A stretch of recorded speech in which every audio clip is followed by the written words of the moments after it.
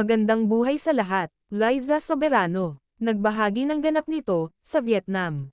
Liza caption. Juror duties complete at the Ho Chi Minh International Film Festival.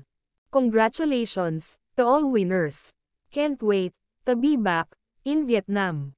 Maraming fans ang natuwa at nagagalak kay Liza Soberano at nag-congratulate sa natatamasan niyang kasikatan ngayon.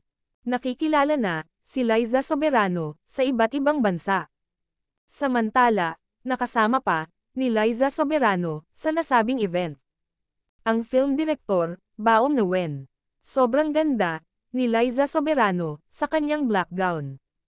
At ganon din ang kanyang hairstyle. Hindi talaga napapatalo si Liza Soberano.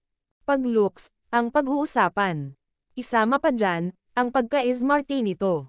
Pinaghandaan lahat ni Liza Soberano ang iba't ibang event na dinadaluhan nito.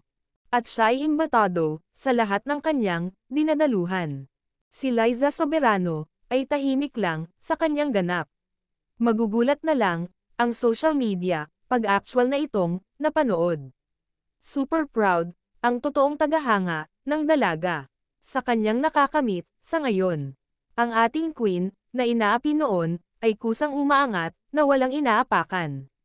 Proud Lizken fans, proud Lizanians, and proud Lizaviers, God bless you more, Hopi. At syempre, si Kay nito din. God bless Lizken. More blessings guys.